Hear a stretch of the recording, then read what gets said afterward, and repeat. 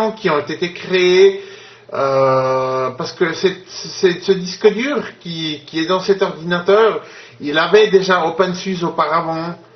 Et donc en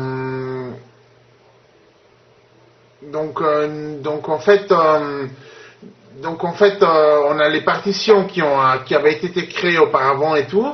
Et puis maintenant, on va les effacer et tout, parce qu'on les veut plus. On va en créer des nouvelles. Donc, on va aller dans Festplatten, ici, disque dur, où il y a un petit plus. On va cliquer dessus. On voit que ça affiche encore une fois avec un petit plus SDA. SDA, c'est le nom du disque dur.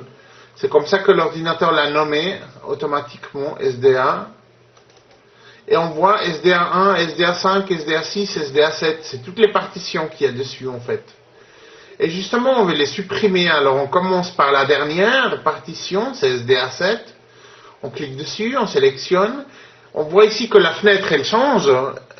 Ça change de fenêtre et tout. Et puis, en fait, ici en bas à droite, c'est marqué Löschen effacer. Et c'est exactement ce qu'on veut faire. On veut ni modifier la grandeur, ni travailler la partition. On veut juste effacer. Donc, on va faire Löschen. Alors, on efface. Tac. Voilà. Ça marque Dev SDA7 vraiment effacé. On dit oui.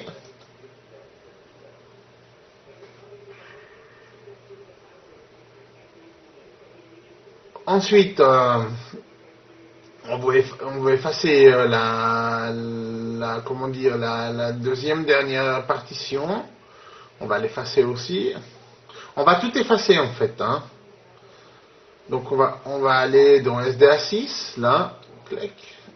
En haut à gauche, voilà. Et on fait Löschen en bas à droite.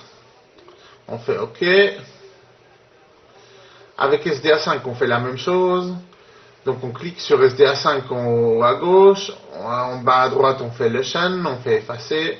On dit oui. Et SDA1 aussi, on va l'effacer. On dit aussi Löschen. OK. Maintenant, on n'a plus rien qu'on peut effacer. On peut essayer d'effacer SDA, mais ça ne va pas fonctionner. On va essayer. On va dire Löschen. Et l'ordinateur va dire erreur, pas de partition n'a été choisie. En fait, pas de partition n'a été choisie parce qu'on a tout effacé, donc c'est normal. On dit OK. Et maintenant, on va rajouter des partitions, justement, de nouvelles partitions. Et ces partitions, on va les nommer de différentes façons et tout, on va voir. D'abord, ce qu'il faut qu'on fasse, donc on va rajouter une partition. On va faire hinzufügen, donc ajouter. En bas au milieu. Voilà. L'ordinateur nous demande qu'est-ce qu'on veut faire, si on veut faire une partition primaire ou si on veut faire une partition étendue. En fait, juste pour vous renseigner tout, les partitions primaires sont essentiellement faites pour Windows et elles sont beaucoup moins flexibles parce que sur une partition primaire, on ne peut plus faire de partitionnement en fait sur une partition primaire. Tandis qu'une partition étendue, une erweiterte Partition, c'est ce qu'on fait sur Linux et tout, ça veut dire que on crée une partition dans laquelle on va pouvoir faire et mettre beaucoup plus de petites sous-partitions en fait. Et c'est exactement ce qu'on veut. Pour Linux, toujours erweiterte Partition. Partition étendue. Et primaire, partition,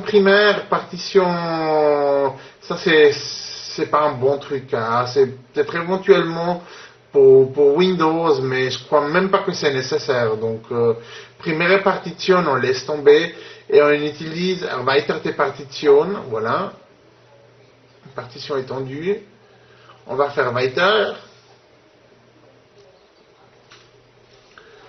Ensuite, on va définir la grandeur. Donc, normalement, quand on fait cela, on doit prendre la grandeur maximale. Vu que dans cette partition étendue, on veut la prendre de la taille maximale du disque dur. Et dans cette partition étendue, on va faire les autres sous-partitions. Les partitions qu'on avait vues avant, qu'on avait effacées, on va faire plus ou moins la même chose. Donc, sur cette grande partition étendue, on va subdiviser cette partition étendue. Mais d'abord, on va donc choisir la partition étendue maximale. Voilà, c'est marqué 76,68 gigabytes, donc ça veut dire que le disque dur a plus ou moins 80 gigaoctets, gigabytes. Ok, on dit maximal, on fait beenden, terminé. Et voilà, on voit, l'ordinateur nous a transformé la partition. Il l'a nommé dev/sda1, grandeur 76,68 gigaoctets, et la partition est de type étendu, donc ça veut dire que toute la partition a été choisie de type étendu. Ensuite, ce qu'on va faire à nouveau, c'est on va rajouter à nouveau quelque chose, donc on va rajouter une sous-partition maintenant, vu qu'on voulait faire des sous-partitions, on va faire rajouter. Et ici, on va mettre Benutzer definierte Größe, grandeur customisée, grandeur définie par l'utilisateur, parce qu'on veut définir, on va prendre une petite partition. Alors maintenant la chose, c'est qu'il faut, parce qu'on va créer la première partition qui s'appelle de type swap, c'est une partition, une espèce de tampon spécial pour la mémoire vive. La mémoire vive, c'est la mémoire qui fait travailler l'ordinateur, elle est appelée aussi RAM, mémoire de RAM. Et ces mémoires de RAM, c'est des plaquettes qui sont dans l'ordinateur. Et ces plaquettes, dans cet ordinateur en conséquent, elles ont 2 gigaoctets.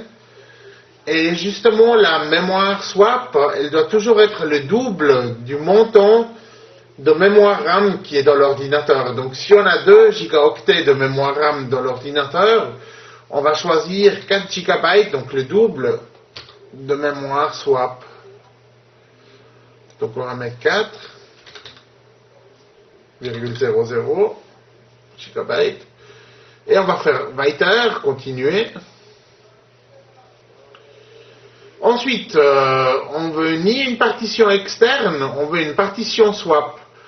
Alors, on va mettre partition formatieren, formater partition, ça c'est correct. Et ici, au lieu de mettre externe 4, on va mettre swap. Voilà. En bas, ça change automatiquement. Partition einhängen. En fait, sur Linux, les partitions, elles doivent être accrochées en quelque sorte. Elles doivent être eingehängt pour que les partitions puissent être lues par le système. Mais ça se fait automatiquement dès qu'il y a la petite coche sur partition einhängen. Et surtout, si le Einhängepunkt, si le point d'accrochage, il est défini en fait. Ici, il est défini swap automatiquement. Des fois, pour certaines partitions, il faut le faire manuellement. Mais là, en conséquent, comme on a choisi swap en haut, ça a changé swap en bas, donc c'est parfait, ça le fait automatiquement.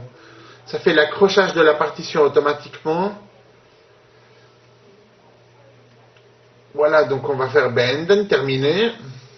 Et on voit, ça nous affiche sur la liste, ça nous a appelé la partition swap /dev/sda5 avec une partition de 4 GB, le double de la mémoire de RAM qu'on a sur l'ordinateur, de la mémoire de travail. Et le type c'est Linux swap, voilà. C'est exactement ce dont on a besoin. C'est toujours comme ça qu'il faut faire. Il faut toujours commencer par une partition swap. Et la partition swap doit toujours comporter le double de la mémoire de RAM de l'ordinateur. Il faut toujours commencer par une mémoire swap, hein. C'est vraiment très important. Sinon, ça ne fonctionne pas. Hein. L'ordinateur, il ne fonctionnera pas. Donc, en fait, après, il faut faire hinzufügen à nouveau parce qu'on va rajouter la deuxième partition. C'est aussi une partition spéciale. Ça sera la partition système. Alors, c'est la partition sous laquelle fonctionneront tous les systèmes motrices tous les scripts moteurs du système d'exploitation et tout. Par exemple, les programmes et les choses comme ça, en fait. Et on va faire hinzufügen, rajouter. On va choisir la grandeur. La grandeur pour une partition système, elle doit comporter environ